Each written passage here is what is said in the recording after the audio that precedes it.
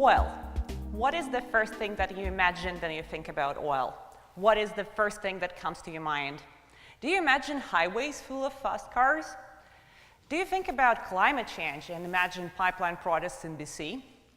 Do you imagine a small toy factory in China?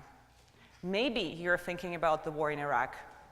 I'm from Russia. When I think about oil, the first thing that comes to my mind is corruption.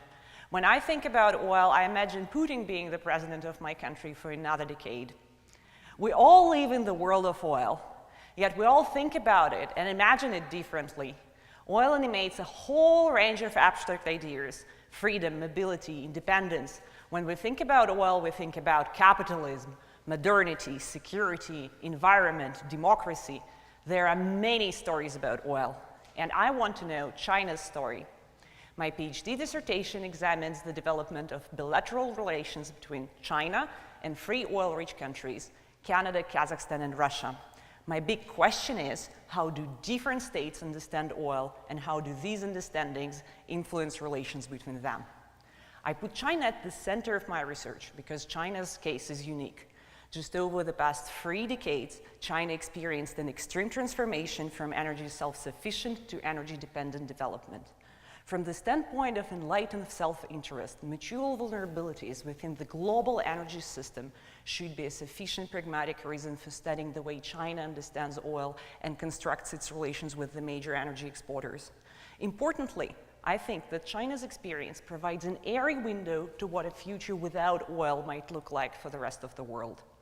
Examining China's relations with Canada, Kazakhstan, and Russia, I want to understand what narratives about oil China constructs in international energy relations and how these narratives influence China's energy choices. I'm also interested in the impact that China's emergence as the major energy consumer has on the global energy politics and on the other actors involved in it.